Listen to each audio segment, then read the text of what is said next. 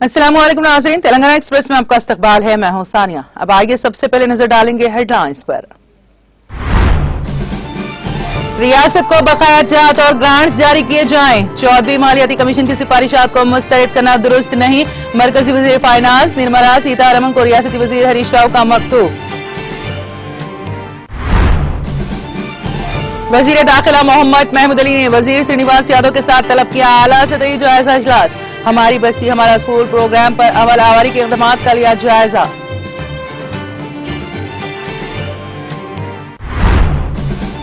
गरीबों को बेहतर निगहदाश्त सेहत खिदमात की फराहमी के लिए बस्ती दवाखानों का क़याम। बस्ती दवाखानों की इब्तिदाई तकरीब से रियासती वजीर हरीश राव का खिताब। मेडारम में सम्मक्का सालामा जात्रा सबके ताउन से कामयाब रही। मेडारम जात्रा में शिरकत के बाद रियासती वज़राई दयाकर राव इंदिरा किरण रेड्डी का बयान।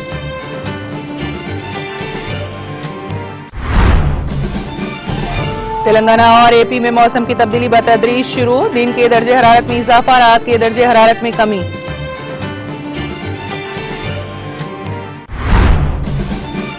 राजेंद्र रेड्डी ने एपी के नए डीजीपी की जिम्मेदारी संभाली। डीजीपी के तौर पर खिदमत अंजाम देने वाले गौतम स्वांग से जिम्मेदारी की हासिल।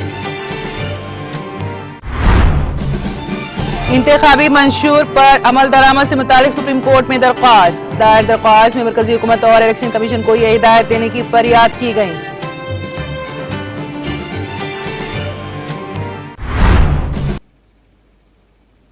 और अब खबरों की तफसील। वजीर खजाना हरीश राव ने एक बार फिर मरकजी वजीर फाइनेंस निर्मला सीतारमण को खत लिखकर तेलंगाना के बकाया जात और ग्रांट्स को फौरी जारी करने का मुतालबा किया है। रियासती वजीर हरीश राव ने अपने मकतूब में यह भी कहा गया है कि यह मामला माजी में भी मुतादिद बार आपके इल्म में लाया जा चुका है। उन्होंने एपी रीऑर्गेनाइजेशन एक्ट के सेक्शन 294 के तहत पसमानदा इलाकों की तरक्की के लिए मख्तस फंड्स के 2/3 के लिए 900 करोड़ रुपए की अदायगी और 2021-22 के बाद 5 साल के लिए ग्रांट की तोसी का भी मुतालबा किया। उन्होंने कहा कि नीति आयोग की तजवीज के मुताबिक उन्हें 24 और 2005 करोड़ रुपए अदा करने का मुतालबा किया है। रियासती वजीर हरीश राव ने कहा कि मरकज की जानिब से 14वें मालियाती कमीशन की बल्दियाती इदारों के लिए 817.61 करोड़ रुपए की सिफारिश को मुस्तरद करना दुरुस्त नहीं है, जिनमें देही बल्दियाती इदारों के लिए 315.32 करोड़ रुपए और शहरी बल्दियाती इदारों के लिए 502.29 करोड़ रुपए शामिल हैं। उन्होंने कहा कि मरकज ने तमाम मुकर्ररात शराइत को पूरा करने के बावजूद बगैर किसी वजह के ग्रांट्स को मुस्तरद कर दिया था, जिसको जल्द अज जल्द जारी किया जाएगा। हरीश राव ने याद दिलाया कि 15वें फाइनेंस कमीशन ने तजवीज किया था कि 2019-20 के मुकाबले 2020-21 में रियासत को टीकों में हिस्सा कम करने के लिए टैक्सों में हिस्सा कम करने के लिए तेलंगाना को 723 करोड़ रुपए की खुसूसी ग्रांट जारी की जानी चाहिए। मरकज ने रियासत की तश्कील के पहले साल 2014-15 में रियासत में मरकजी स्पॉन्सर शुदा स्कीमों में अपना हिस्सा दिया था, जबकि ये तेलंगाना में आना था। वो तेलंगाना को देना चाहते थे कि उन्होंने गलती से एपी को दे दिया। कुल रकम 495.20 करोड़ रुपए हैं। इसके अलावा हरीश राव ने जेर इल्तिवा IGST फंड्स के 210 करोड़ रुपए की एडजस्टमेंट की भी दरख्वास्त की।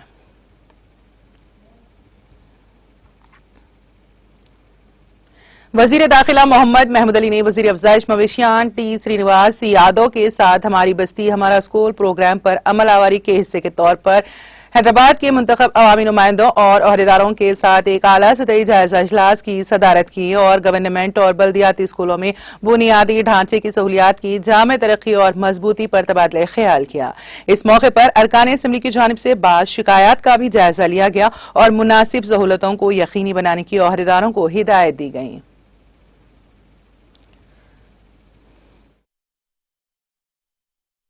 అలాగే మన డిఓ రెస్పాన్సిబిలిటీ ఉంది, डिप्टी डीओ रेस्पॉन्सिबिलिटी होती है। स्कूल में विजिट जा रहे करेक्ट होती। बहुत से स्कूल में कैसा है, गवर्नमेंट का बहुत बड़ा लॉस है, बहुत बड़ा इन्वेस्टमेंट है, उसके बाद भी अच्छा एजुकेशन नहीं मिल रहा। और जितने इंडिया के बड़े बड़े लोग हैं खुद हमारे स्टेट के, सब गवर्नमेंट स्कूल में पढ़ने वाले। हमारे सीएम साहब भी गवर्नमेंट स्कूल में पढ़ के आज हमारे चीफ मिनिस्टर बने। हर कोई, हम भी हैं। वो जमाने में प्राइवेट स्कूल ही नहीं था, बहुत कम स्कूल थे नाम के, मगर अब जो है सिस्टम एक्शन होने की वजह से लोग जो है अपने बच्चों को प्राइवेट स्कूल में डालो। मगर कोरोना के बाद से सारे गरीब लोग, मिडिल क्लास के लोग भी बहुत बड़े प्रॉब्लम है। तो इसलिए सीएम साहब ने इतना बड़ा बजट भी है और हम अच्छे तरीके से स्कूल को डेवलप करेंगे। हमारे तमाम एमएलए से भी मेरी गुजारिश है, जिस तरह आप रोड और दूसरा इंफ्रास्ट्रक्चर जैसा डेवलप करते हैं उसी तरह स्कूल पर भी स्कूल को अडॉप्ट कीजिए या स्कूल पे विजिट कीजिए। मैं हमारे मिनिस्टर साहब चुनकर कमेटी में तारसानी मैं उनसे गुजारिश कर रहा हूँ, मैक्सिमम रिस्पॉन्सिबिलिटी हमारे एमएलए को दीजिए और उनके हाथ में पावर भी दीजिए। एक्सपेंडिचर क्या करना चाहिए, कलेक्टर के साथ डीओ के साथ विजिट करके स्कूल में क्या चीज की जरूरत है। మరి పేద మధ్యతరగతి కుటుంబాలు ప్రభుత్వ పాఠశాలలో చదువుకునేటువంటి వాళ్లకు మీకు ఒక్కసారి ఆలోచన చేస్తే కూడా 7,289.54 కోట్లు దీని మీద అలకేట్ చేశారు రాష్ట్ర వ్యాప్తంగా. అంటే ఇక్కడ మన స్కూళ్లలో ఉన్నటువంటి సమస్యలు మన అందరికీ తెలుసు. స్వాతంత్రం వచ్చినప్పటి నుంచి హైదరాబాద్ స్టేట్ ఉన్నప్పటి నుంచి ఉన్నటువంటి లెక్కలు. అయితే దీని రూపురేఖలన్నీ మారాలంటే మరి తప్పకుండా మార్పు రావాల్సినటువంటి అవసరం ఉన్నది. రెండోది తెలుగుతో పాటు ఉర్దూతో పాటు ఇంగ్లీష్ మీడియం అనే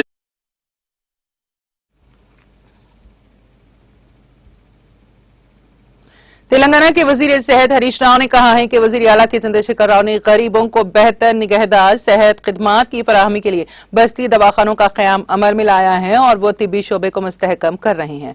उन्होंने संगारेड्डी जिले के रामचंद्रपुरम मंडल की SS colony, Vambay colony, LIG Bharati Nagar colony में बस्ती दवाखानों का इफ्तिताह किया। इस मौके पर मुनक़िदा तकरीब से खिताब करते हुए उन्होंने वाज़ेह किया कि हुकूमत ने जीएचएमसी हुदूद में 256 बस्ती दवाखानों को शुरू किया है। ऐसे हर एक क्लिनिक में एक माहिर एमबीबीएस डॉक्टर, स्टाफ नर्स और दीगर एहलकार होते हैं। इन क्लिनिक्स में मुफ्त तिब्बी खिदमात, हर किस्म की अद्वियात दस्तयाब हैं। साथ ही हर किस्म के मुआयने मुफ्त किए जाते हैं।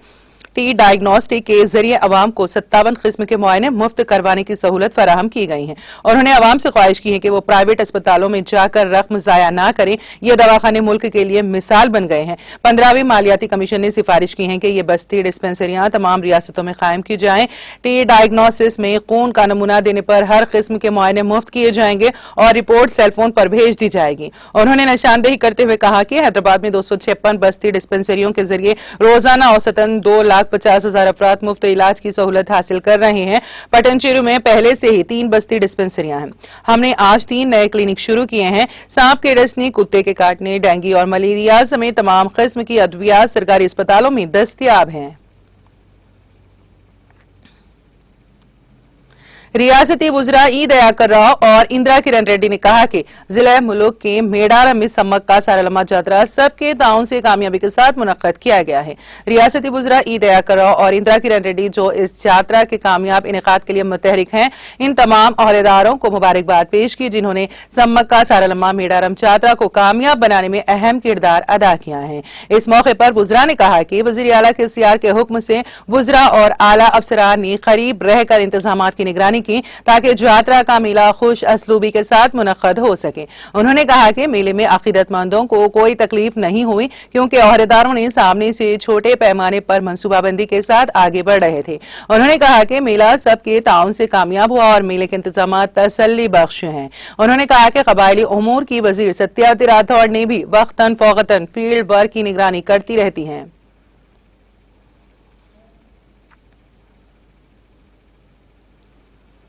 गवर्नमेंट व्हिप रुकन असेंबली शेरलिंगमपल्ली गांधी ने कहा कि टीआरएस हुकूमत फलाही स्कीमों को नाफिज कर रही है जो मुल्क में कहीं भी दस्तयाब नहीं है। उन्होंने कहा कि रियासत के वजीर आला ने दलितों की हिमायत में दलित बंधु प्रोग्राम शुरू किया है। अपने कैंप ऑफिस में दलित बंधु से मुतालिक बेदारी प्रोग्राम से खिताब करते हुए उन्होंने ये बात कही।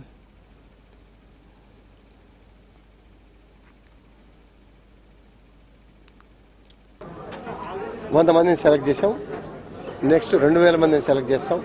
ప్రభుత్వం నుంచి ప్రతి బడ్జెట్లను కూడా దళితులకి కేటాయించే నిధులను బట్టి ఎప్పటికప్పుడు కాన్స్టిట్యున్సీలో సెలెక్ట్ చేసుకుంటాం. ఫస్ట్ అట్టడుగు వర్గాలు దేశంలో దళితులు కాబట్టి ఫస్ట్ ప్రయారిటీ వాళ్ళకి ఇచ్చారు. తర్వాత బీసీ, ఎస్సీ, ఎస్టీ మరి దారిద్ర రేఖకు దిగువన ఉన్నటువంటి కుటుంబాలను కూడా అన్ని కోణాల్లో ఆదుకునే విధంగా నెక్స్ట్ టైం బ్రహ్మాండమైన ప్రపోజల్స్తో ముందుకు వస్తా. ఒక దళిత కుటుంబాలనే కాదు మిగిలిన కుటుంబాలను కూడా ఇబ్బంది పడుతున్న కుటుంబాలను కూడా ఆదుకునే కార్యక్రమానికి రూపురేఖలు దిద్దుతా అనే ముఖ్యమంత్రి గారి ఆలోచనకు అనుగుణంగా రాష్ట్ర అభివృద్ధి ధ్యేయంగా ముందుకు పోయే కార్యక్రమాలకి పునాదులు వేస్తున్నటువంటి ముఖ్యమంత్రి గారికి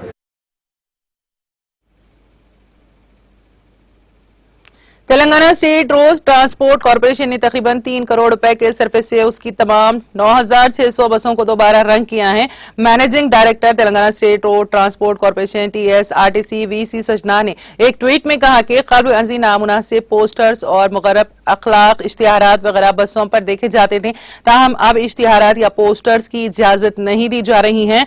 बसों को रंग करने का काम जनवरी में मुकम्मल कर लिया गया है। बसों को दोबारा रंग करने का फैसला आवाम की बड़ी तादाद बिलखुसूस खवातीन से मशावरत के बाद किया गया। सजना ने कहा कि कई खवातीन का कहना है कि ऐसे इश्तिहारात और पोस्टर्स की वजह से वो बसों से उतर रही हैं।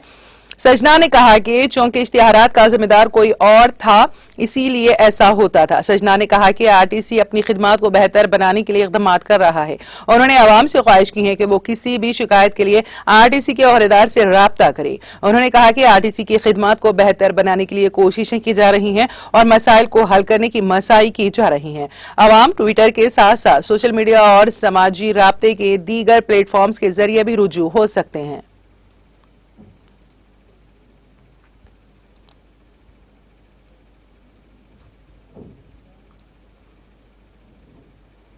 जलपल्ली म्यूनिसिपलिटी दफ्तर में सालाना बजट इजलास का इनेकाद अमल में लाया गया। इस इजलास के दौरान 48 करोड़ रुपए के फंड्स जारी किए गए हैं। इस मौके पर additional collector Ranga Reddy, district Prateek Jain, Jalpally municipal commissioner JP Kumar, chairman Jalpally municipality Abdullah bin Ahmed Saadi के अलावा म्यूनिसिपल काउंसलर्स भी मौजूद थे।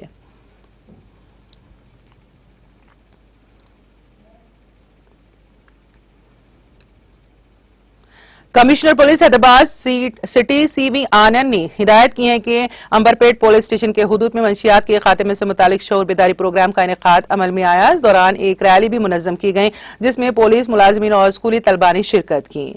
इस मौके पर एक शऊर बेदारी सेमिनार का भी इनेकाद अमल में आया जिसमें DIG प्रभाकर ने खिताब करते हुए तलबा को मंशियात के इस्तेमाल से होने वाले नुकसानात से मुतालिक बेदारी फराहम की। DIG ने तलबा को मशवरा दिया कि वो मंशियात के आदी ना बने और अपनी जिंदगी बर्बाद ना करें। इस तकरीब में कॉर्पोरेटर्स D लावण्या श्रीनिवास गौड़, पद्मा वेंकट रेड्डी और विजय कुमार गौड़ ने शिरकत की।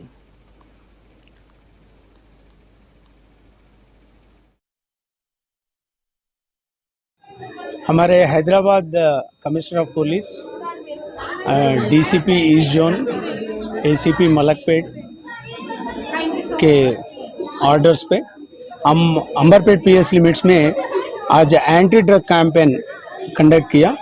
उसके लिए भारतीय विद्या भवन तुलसी नगर के बच्चे, local leaders, corporators and local youth और हमारे पुलिस के जितने भी स्टाफ हैं उनके साथ हम एंटी ड्रग कैंपेन अपने अंबरपेट PS लिमिट्स में किए।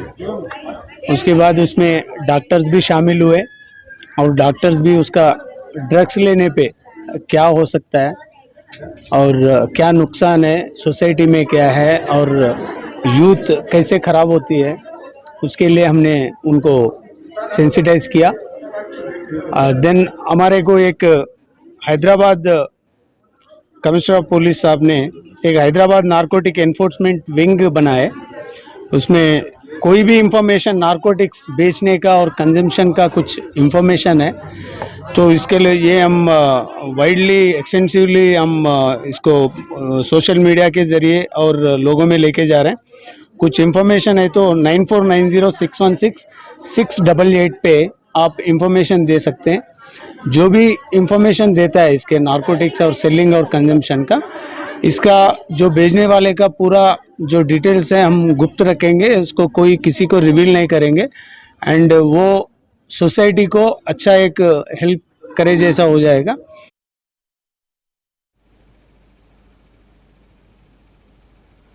मोहब्बत को कोई चीज नहीं रोकती, इसमें इलाका, जात पात, मजहब की कोई तफरीक नहीं होती।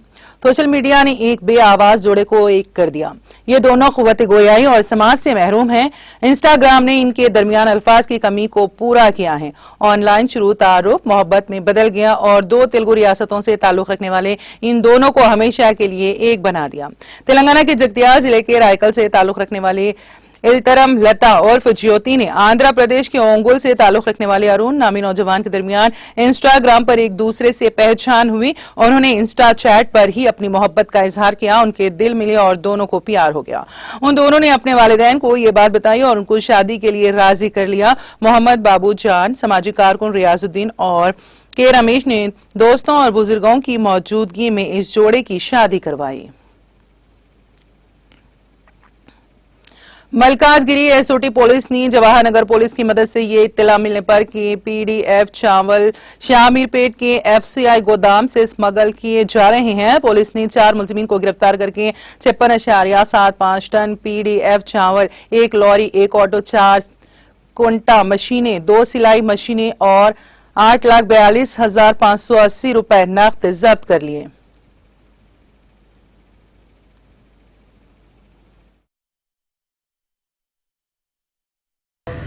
ఎస్ఓటి మల్కాజ్గిరి వాడికి రిగార్డింగ్ పీడిఎస్ రైస్ ది ఒక పెద్ద ర్యాకెట్ నడుస్తుంది అని, సో ఆ ఇన్ఫర్మేషన్ పట్టుకొని వాళ్ళు then Jawahar Nagar police station సిబ్బంది వాళ్ళందరూ ఒక టీమ్స్ ఫామ్ చేసి ఇక్కడ జవహర్ నగర్ పరిధిలో పోలీస్ స్టేషన్ పరిధిలో చెన్నాపూర్ ఎక్స్ రోడ్ దగ్గర 2 వ్యక్తుల్ని పట్టుకున్నారు అండ్ 1 ట్రాలీ వెహికల్ దొరికింది, అదిలో పీడిఎస్ రైస్ ట్రాన్స్పోర్టేషన్ చేస్తున్నారు.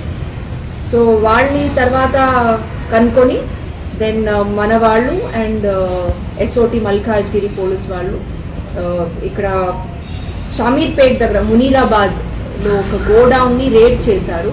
ఆ గోడౌన్లో మనకి ఇంకా 2 వ్యక్తులు దొరికారు and 56.5 tons of illegal rice అంటే పీడిఎస్ రైస్ మన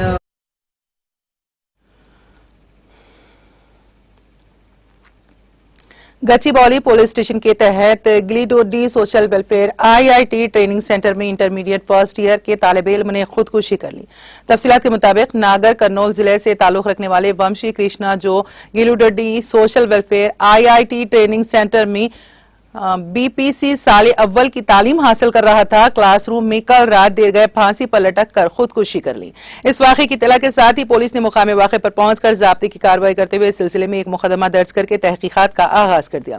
इस वाक़े की इत्तला वंशी कृष्णा के वालिदैन को आज सुबह दी गई, जिस पर वो मुकामी वाक़े पर पहुंच गए और ताखिर से इत्तला देने और कॉलेज इंतजामिया की लापरवाही के नतीजे में उनके लड़के की अचानक मौत पर मुतवफ़ी के वालिदैन और उनके रिश्तेदारों ने कॉलेज के रूबरू एहतजाज किया।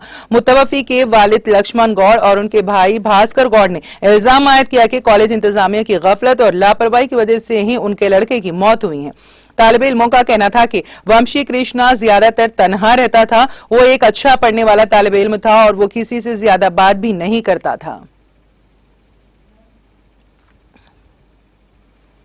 हैदराबाद के एक रेस्क्यू होम से 14 खवातीन फरार हो गई। इस वाक़े का वीडियो सोशल मीडिया के मुख्तलिफ प्लेटफॉर्म्स पर तेजी के साथ वायरल हो गया।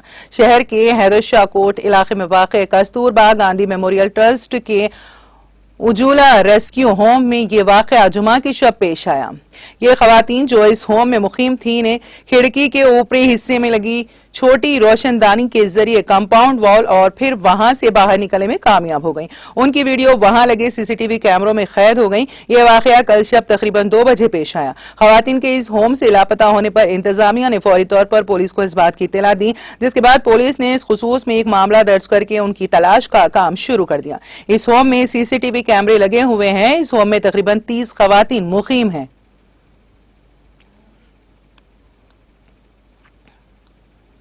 शहरी हैदराबाद के नुहा इलाके सुचित्रा सर्कल के करीब कार ज़ेरे तामीर इमारत के सेलार के गड्ढे में गिर गई। इस हादसे में 2 अफराद जख्मी हो गए। तफसीलात के वक्त रात के वक्त बाप अपने बेटे को कार सिखा रहा था कि इसी दौरान उसने कार का तवाजुन खो दिया और ये कार ज़ेरे तामीर इमारत के सेलार में गिर पड़ी। इस हादसे में बाप और बेटा दोनों जख्मी हो गए। मुकामी अफराद ने इस कार को वहां से निकालते हुए बाप और बेटे दोनों को इलाज के लिए अस्पताल भेजने में कामयाबी हासिल की। इस हादसे के साथ ही अवाम की बड़ी तादाद वहां जमा हो गई। तेलंगाना के जिले मुलुक में जारी एशिया की सबसे बड़ी कबायली मेडारम यात्रा में शिरकत के लिए जाने के दौरान पेश आए सड़क हादसे में 5 श्रद्धालु हलाक हो गए। हादसा मुलुक की गुट्टम्मा मंदिर के करीब आज सुबह उस वक्त पेश आया जब आरटीसी बस ने कार को टक्कर दे दी जिसमें श्रद्धालु सवार थे। ये श्रद्धालु यात्रा में जा रहे थे। हादसा इतना खतरनाक था कि 5 अफराद मौके पर ही हलाक हो गए और कार में ही फंसी नाशों को निकालने में काफी मुश्किलात का सामना करना पड़ा। इस हादसे में बस के सामने के हिस्से को भी नुकसान पहुंचा। हादसे के नतीजे में इस रूट पर कुछ देर के लिए ट्रैफिक जाम हो गई। ताहम पुलिस ने वहां से दोनों गाड़ियों को हटाते हुए इस रूट को ट्रैफिक के लिए बहाल किया। पुलिस ने इस सिलसिले में एक मामला दर्ज करते हुए महलूकीन की नाशों को पोस्टमार्टम के लिए भेज दिया। हादसे का मुकाम दिलखराश मंजर पेश कर रहा था। दोनों तेलुगु रियासतों तेलंगाना और आंध्र प्रदेश में मौसम की तब्दीली बतदरीज शुरू हो चुकी है। एक तरफ दिन के दर्जे हरारत में इजाफा देखा जा रहा है तो दूसरी तरफ रात की दर्जे हरारत में कमी दर्ज की गई है। तेलंगाना के दारुल हुकूमत हैदराबाद में मौसम की तब्दीली का असर ज्यादा नजर आ रहा है। चंद दिन कबल तक भी सर्दी की शदीद लहर जारी थी, लेकिन अब आहिस्ता आहिस्ता सर्दियां कम होने लगी हैं। सर्दी का असर जरूर है, लेकिन रात के वक्त सर्दी की इतनी शिद्दत बरकरार नहीं रही और दिन के वक्त भी धूप में हल्की सी शिद्दत देखी जा रही है। तेलंगाना के दूसरे अजला में भी दर्जे हरारत में बेहतरी आई है।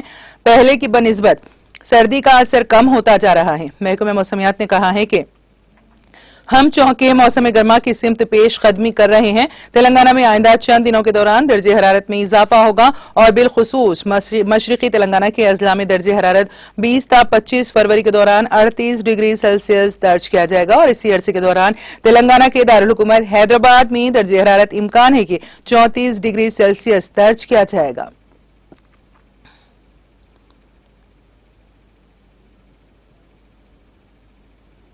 केवी राजेंद्र रेड्डी ने एपी के नए डीजीपी के तौर पर विजयवाड़ा के मंगलगिरी में वाक़ दफ्तर में जिम्मेदारी संभाल ली।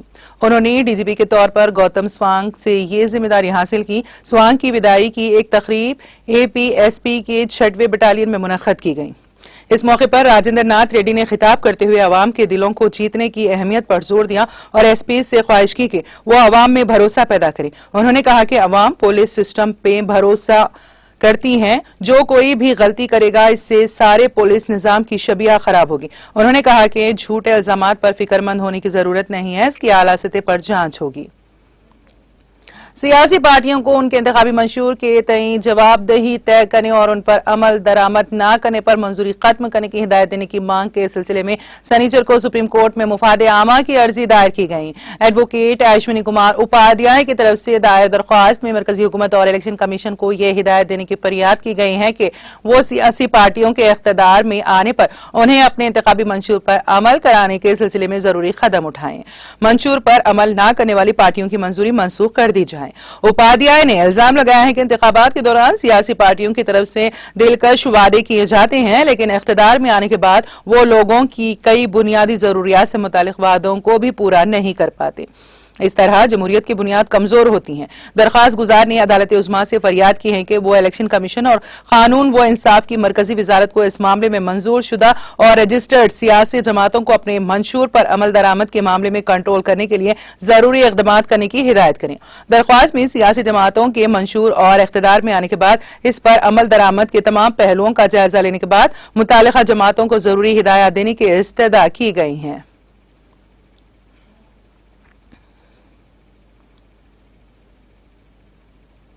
वजीर आजम नरेंद्र मोदी ने मध्य प्रदेश के इंदौर में कायम एशिया के सबसे बड़े बायो सीएनजी प्लांट गोबरधन का इफ्तिताह करते हुए कहा है कि गोबरधन कचरे से कंचन बनाने की मुहिम है और हुकूमत अगले 2-3 सालों में शहरों को कचरे के पहाड़ों से पाक करने का इरादा है।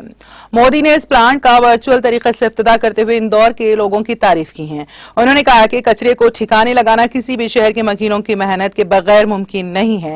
उन्होंने कहा कि जिस जगह पर यह प्लांट लगाया गया है चंद साल कबल उसकी शिनाख्त सिर्फ कचरे के पहाड़ के तौर पर की गई थी। इंदौर म्यूनिसिपल कॉर्पोरेशन ने इस डंपिंग साइट को ग्रीन जोन में तब्दील करने के लिए सख्त मेहनत की है। उन्होंने कहा कि आइंदा 2 सालों में मुल्क के 75 बड़े शहरी इदारों में इस तरह के प्लांट लगाने का काम किया जाएगा। ये कोशिशें शहरों को साफ सुथरा बनाने और क्लीन एनर्जी फराहम कराने में मददगार साबित होंगी। गाँव में भी बड़ी तादाद में गोबरधन बायोगैस प्लांट कायम किए जा रहे हैं। ऐसे में न सिर्फ गाय के गोबर से इजाफी आमदनी होगी बल्कि बेसहारा जानवरों का मसला भी कम होने लगेगा। इस दौरान अपना विजन पेश करते हुए वजीर आजम ने कहा कि गुज़िश्ता 7 सालों में हुकूमत की कोशिश है कि हर मसले का मुस्तकिल हल कर दिया जाए। स्वच्छ भारत अभियान इसकी एक मिसाल है। इस मुहिम से बीमारियों पर काबू पाने के साथ शहरियों को खूबसूरती में भी इजाफा हुआ है।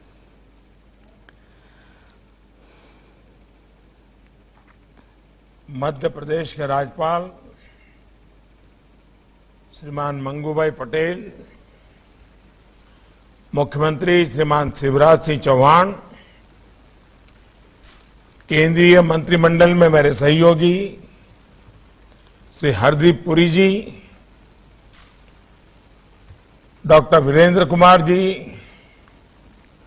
कौशल किशोर जी, मध्य प्रदेश सरकार के मंत्रीगण, सांसद विधायकगण, इंदौर समेत मध्य प्रदेश के अनेक शहरों से जुड़े प्यारे भाइयों और बहनों, अन्य महानुभाव भी आज यहां मौजूद है। हम जब छोटे थे, जब पढ़ते थे, तो इंदौर का नाम आते ही सबसे पहले देवी अहिल्याबाई होलकर, माहेश्वर और उनके सेवा भाव का ध्यान जरूर आता था। समय के साथ इंदौर बदला, ज्यादा अच्छे के लिए बदला, लेकिन देवी अहिल्या जी की प्रेरणा को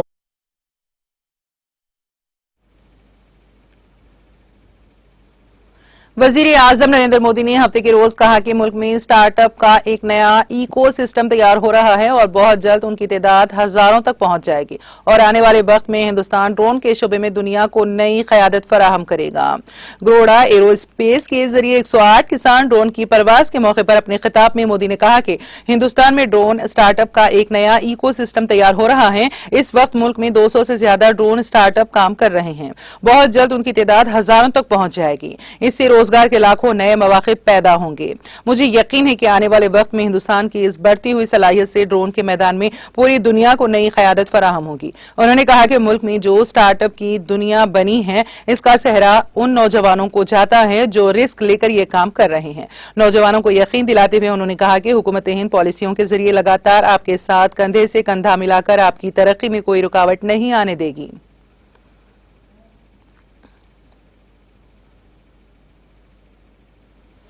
दिल्ली के वजीर आला अरविंद केजरीवाल ने कहा कि दिल्ली के स्कूलों में बेहतरीन तालीम की वजह से इस साल बड़े और प्राइवेट स्कूलों के 3,70,000 बच्चों ने सरकारी स्कूलों में दाखिला लिया है। हफ्ते को यहां सरकारी स्कूलों में बनाए गए 12,430 नए स्मार्ट क्लासरूम्स का इफ्तिताह करने के बाद लोगों से खिताब करते हुए केजरीवाल ने कहा कि मुल्क के प्राइवेट स्कूलों में दिल्ली के सरकारी स्कूलों जैसा शानदार निजाम है। सिर्फ 3 वर्षों में दिल्ली में 12,430 नए स्मार्ट क्लासरूम्स बनाए गए हैं, जो कि एक रिकॉर्ड है। अगर इन क्लासरूम्स को स्कूलों में तब्दील कर दिया जाए तो ये 250 स्कूल के कमरों की तादाद के बराबर होंगे। उन्होंने दावा किया कि दिल्ली हुकूमत ने पिछले 7 वर्षों में 20,000 क्लासरूम्स बनाए हैं। इसके मुकाबले में पूरे मुल्क की तमाम हुकूमतों ने मिलकर इतने कमरे नहीं बनाए हैं। उन्होंने कहा कि हर बच्चे को अच्छी तालीम देना बाबा साहब का ख्वाब था। 75 साल बाद उनकी हुकूमत इसे पूरा कर रही है। भगत सिंह का ख्वाब था कि गरीब और अमीर को एक साथ तालीम मिले, जिसे दिल्ली हुकूमत पूरा कर रही है। कुछ जमातें उन्हें दहशतगर्द कह रही हैं, जबकि वो आज 12,430 नए स्मार्ट क्लासरूम्स बना रहे हैं।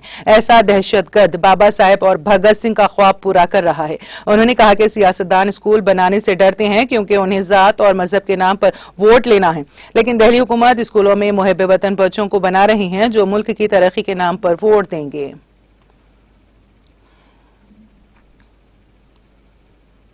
गुज़िश्ता 24 घंटों के दौरान मुल्क भर में 36 लाख से ज्यादा अफराद को कोविड वैक्सीन लगाई गई है। इसके साथ ही मजमूई वैक्सीनेशन 175.03 करोड़ से तजावुज कर गई हैं। मरकजी वजारत सेहत और खानदानी बहबूद ने हफ्ते को यहां बताया कि मुल्क में गुज़िश्ता 24 घंटों में 36,28,578 अफराद को कोविड वैक्सीन लगाई गई है। इसके साथ ही आज सुबह 7 बजे तक 175,03,86,834 अफराद को कोविड वैक्सीन लगाई गई है। वजारत ने कहा कि गुज़िश्ता 24 घंटों में कोविड इन्फेक्शन के 22,200 970 नए मरीज सामने आए हैं। इसके साथ ही मुल्क के मुख्तलिफ अस्पतालों में जेर इलाज फाल कोरोना मरीजों की तादाद 2,53,739 हो गई है। ये कुल मुतासिरा केसेस का 0.59% है।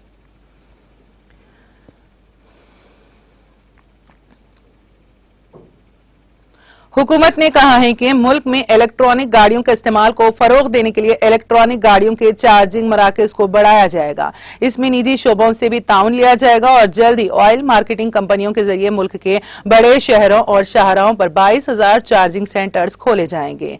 बिजली की वजारत ने इस सिलसिले में हफ्ते के रोज कहा कि हुकूमत का मुल्क के 4 लाख से ज्यादा आबादी वाले शहरों में public electronic vehicle charging centres में तोसी देने का मंसूबा है। इस सिलसिले में निजी शोबे का ताउन भी लिया जाएगा और जल्द ही तेल कंपनियों के ताउन से बड़े शहरों और शाहराहों पर 22,000 चार्जिंग सेंटर्स खोले जाएंगे। वजारत का कहना है कि पिछले 4 महीनों में 9 बड़े शहरों में चार्जिंग सेंटर्स की तादाद में 2.5 गुना इजाफा हुआ है। अक्टूबर से जनवरी तक इन 9 शहरों में 678 इजाफी public electric vehicle charging centres कायम किए गए हैं। इस तरह मुल्क में 1,640 public electric vehicle charging centres हैं, जिनमें से 940 इन 9 शहरों में से हैं। बिहार में मशरिकी वस्ता रेलवे के मधुबनी रेलवे स्टेशन पर हफ्ते की सुबह खड़ी ट्रेन में आग लग गई। हालांकि इसमें किसी शख्स को कोई नुकसान नहीं हुआ है। ECR के राब्ते आमा के चीफ अफसर राजेश कुमार ने बताया है कि हफ्ते की सुबह 9:13 पर ससमतीपुर ब्लॉक के मधुबनी रेलवे स्टेशन पर खड़ी एक खाली ट्रेन के एक डब्बे में अचानक आग लग गई। फौरी कार्रवाई करते हुए 9:50 पर आग को बुझाया गया। उन्होंने बताया कि रेक बंद हालत में थी। इस वाकये में किसी भी शख्स को किसी किस्म का कोई नुकसान नहीं पहुंचा है। कुमार ने बताया कि इत्तला मिलते ही सीनियर अफसर जाए वकूफ पर पहुंच गए हैं। सरकारी railway police, railway security force के जरिए वाकये की जांच की जा रही है। रेलवे इंतजामिया के जरिए से काफी संजीदगी से लिया गया है और आला सतही जांच कराई जाएगी। उन्होंने कहा कि मुस्तकबिल में ऐसे वाकये को दोहराया नहीं जाना चाहिए और इसके लिए मुनासिब कदम उठाया जाना चाहिए।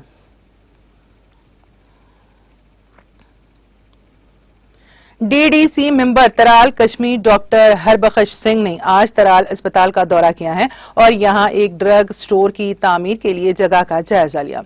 उन्होंने बताया कि तराल अस्पताल में मुकम्मल अमले की तैनाती का मसला हुकाम के साथ उठाया गया है, जिसको बहुत जल्द हल होने की उम्मीद है।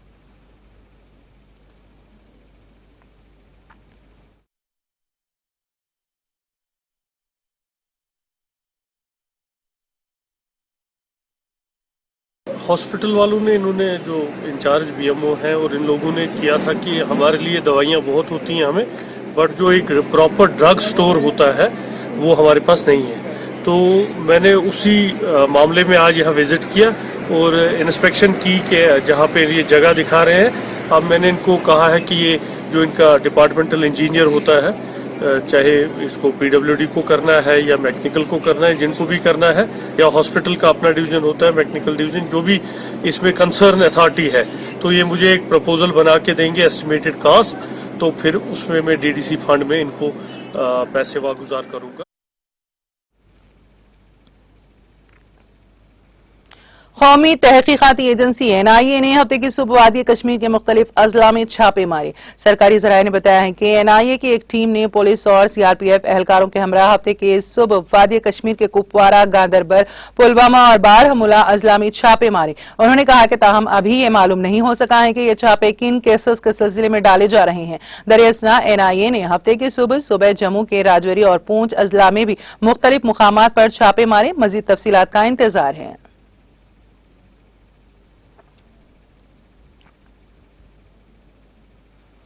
जनूबी कश्मीर के जिले शोपियां के जेनापुरा इलाके में सिक्योरिटी फोर्सेस और जंगजुओं के दरमियान तसादुम आराई में 2 फौजी जवान और एक अदम शिनाख्त जंगजू हलाक हुआ है। सरकारी जराये ने बताया है कि शोपियां के चरमर्ग जेनापुरा इलाके में एनकाउंटर के दौरान 2 फौजी जवान और एक अदम शिनाख्त जंगजू हलाक हुआ है। महलूक फौजी जवानों की शिनाख्त सिपाही संतोष यादव और सिपाही रोमत चौहान के बतौर हुई है, जो आज की फर्स्ट RR से वाबस्ता है। उन्होंने कहा कि महलूक जंगजू की शिनाख्त और तंजीमी वाबस्तगी मालूम की जा रही है। कश्मीर जोन पुलिस ने अपने ट्विटर हैंडल पर इस एनकाउंटर के बारे में एक ट्वीट में कहा है कि शोपियां एनकाउंटर में एक जंगजू मारा गया, जबकि ऑपरेशन अभी जारी है। काबिल-ए-अजीज जराये ने बताया है कि जंगजुओं के छुपने की इत्तला मौसूल होने पर पुलिस, फौज और CRPF की एक मुश्तरका टीम ने शोपियां के चरमर्ग ज़ेनापुरा गांव को मुहासिरे में लेकर तलाशी ऑपरेशन शुरू कर दिया। अमेरिकी सदर जो बाइडेन ने कहा है कि यूक्रेन के डोनबास इलाके में जंग बंदी के खिलाफ वर्जियों में इजाफा हुआ है। बाइडेन ने एक न्यूज कॉन्फ्रेंस में कहा कि गुज़िश्ता चंद दिनों के दौरान यूक्रेन के डोनबास इलाके में रूसी हिमायत याफ्ता बागियों की तरफ से जंग बंदी के खिलाफ वर्जियों में तेजी से इजाफे की इत्तलात मौसूल हुई हैं। उनका कहना था कि इन वाकयात के तनाजुर में ऐसा कोई इशारा नहीं मिलता कि यूक्रेन हमले के किसी मंसूबे पर काम कर रहा है।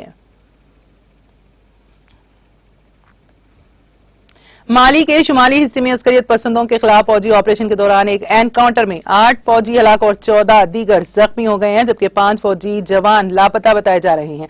माली की फौज ने ये इत्तला दी है। फौज की जानिब से जारी बयान में कहा गया है कि फिजाइया के ताउन से किए गए फौजी ऑपरेशन में 57 दहशतगर्द हलाक और दहशतगर्दों के मुताबिक ठिकाने तबाह कर दिए गए हैं।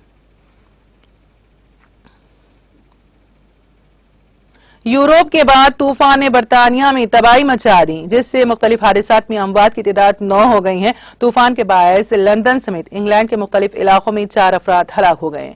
जुनूबी इंग्लैंड में 196 किलोमीटर फी घंटे की रफ्तार से आंधी चली, जिसकी वजह से लोग पैरों पे ना संभल सके और कई अफराद उड़कर दूर जा गिरे।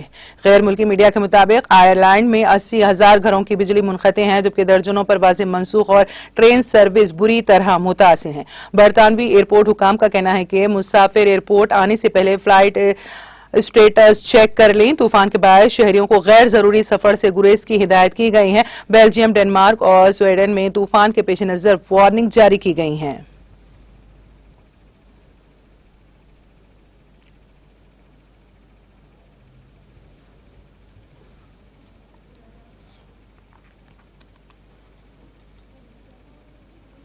और अब आखिर में एक नजर हेडलाइंस पर।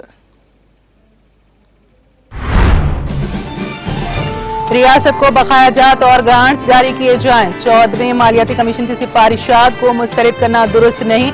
मरकजी वजीर फाइनेंस निर्मला सीतारमण को रियासती वजीर हरीश राव का मकतूब। वजीर दाखिला मोहम्मद महमूद अली ने वजीर श्रीनिवास यादव के साथ तलब किया आला सतही जायजा इजलास। हमारी बस्ती हमारा स्कूल प्रोग्राम पर अमलावरी के इक़दामात का लिया जायजा।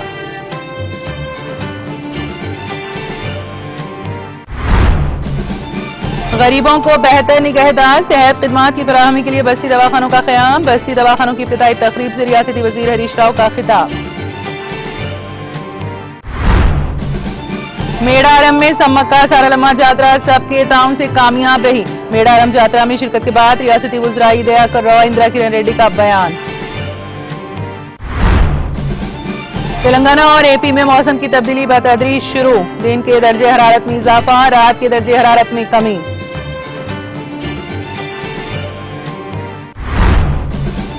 राजेंद्र रेड्डी ने एपी के नए डीजीपी की जिम्मेदारी संभाल ली। डीजीपी के तौर पर खिदमात अंजाम देने वाले गौतम स्वांग से जिम्मेदारी की हासिल।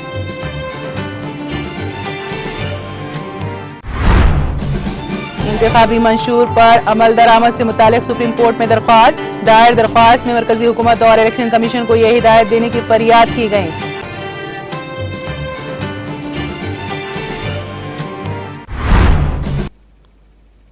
तेलंगाना एक्सप्रेस में फिलहाल इतना ही। ताज़ा तरीन अपडेट्स के लिए देखते रहिए टीटीवी। अब मुझे और मेरी पूरी टीम को दे इजाजत। खुदा हाफिज।